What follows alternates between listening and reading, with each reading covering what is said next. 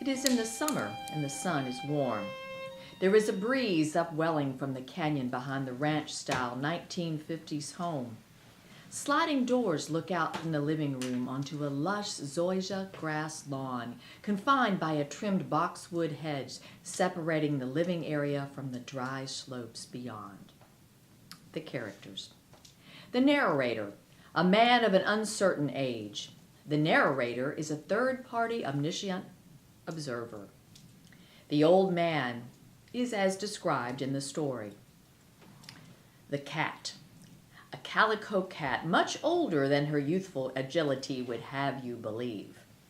The new man, the old man renewed in his youth. Snipper, a thoroughbred gelding too wild to train for the track.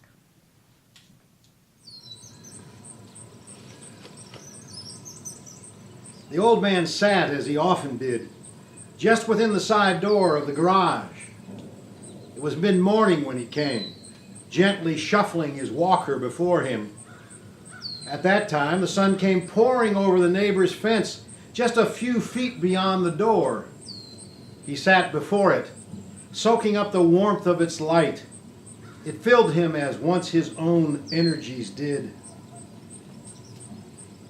The cat jumped up on the fence from the neighbor's yard. As she walked along the board, she purred and dug first her cheek and then her neck into the pointed wood. Oh, yeah, it's a warm one today. Yes, and a good one. Instantly, the cat looked up and, cocking her ears, sought to locate the unexpected response. Here, in the door. The cat turned in surprise and fell off the board onto the lawn. Wow, that was terrible. For a moment, I thought the old man was talking to me. I was. Who are you? A man. Men can't talk to cats. I can. Why have I never heard you talk before?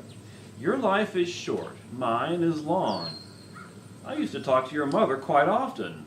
You knew my mother? I did. I never saw her. Yes, you did, but you just don't remember.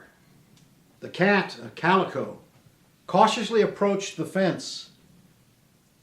The cat sprang back up to the board. Looking across the fence between 2 points, she asked, Did you know your parents? Of course I did. What were they like?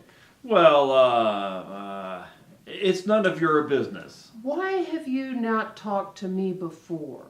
I've seen you many times at the door.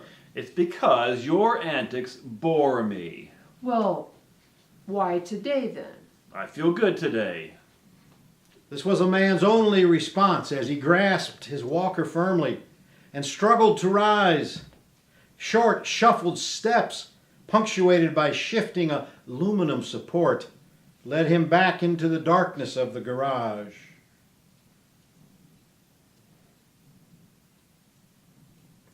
The next morning, the old man sat before the broad windows of the family room, staring blankly beyond the backyard. The cat came strutting into view on the lawn inside the ledge. Suddenly, she crouched into a tight posture, quivering as she spied some imaginary prey in the grass before her. A quick leap upon it, and then a springing bounce away delivered her just in front of the window and immediately in front of the old man. Well, what did you think? Pretty good, huh? Hey, are you asleep? Close to it, until you interrupted my view. Well then, what did you think? Well, I think it's just not worth the time if that's all you have on your mind. Just a silly young cat. You were young once. Yes, but I can't remember when. What a waste of time. So, what are you doing now that's so important? Thinking. About what? Meaning. Of what? Life, of course. What other meaning is there? Well, why don't you come outside? It's cold. It is not cold. It is the cold inside. The cold inside. Well, just curl up into a ball.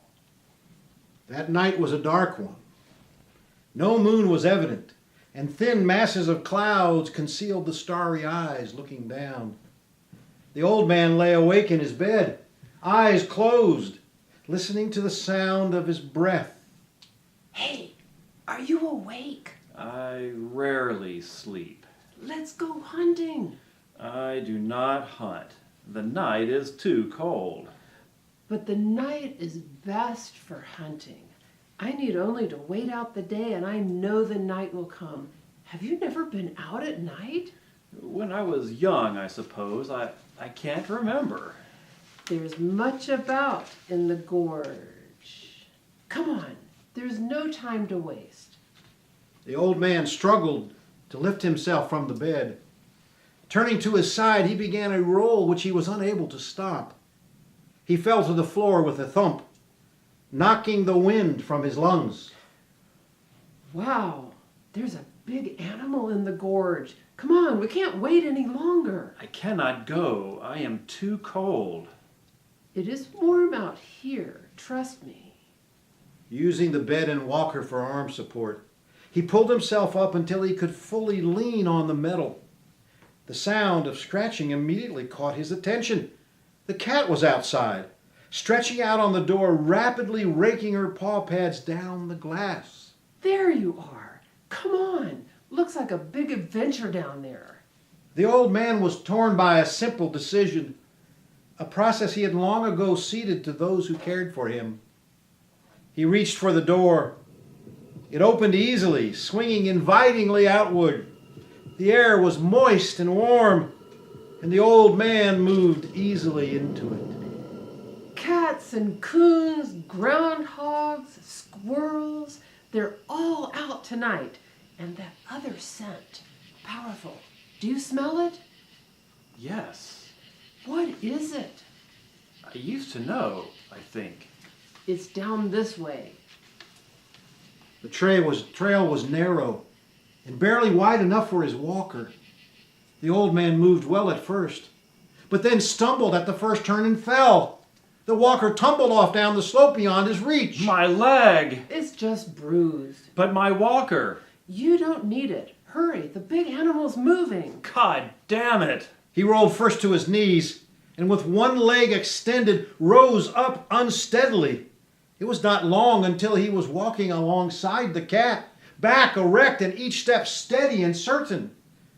At the bottom of the gorge, the cat disappeared, following animal scents along the numerous narrow passageways in the brush. Snipper! As he turned, he saw the horse. It was resting within the shade of an old pepper tree. He recognized it immediately. He began, as he had done so often as a boy, to scratch the high, broad forehead of the horse. Snipper had been a gentle friend in the man's youth. This way, Snipper. He found the horse to be saddled. Boots, flannel shirt, and cotton pants were hanging from the saddle horn. It's a long way. You will need provisions. Where am I going? You must cross the desert of Paran and climb the Mount of Sinai. It's a long way. Have others done it? Many are called. How many achieve it is not my place to know. He examined the saddle, its cinch and the horse's bridle. Reaching up to the saddle horn, he pulled himself up. Which way?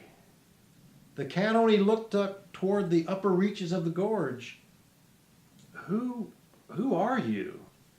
My name is Aaron, and I knew your parents well.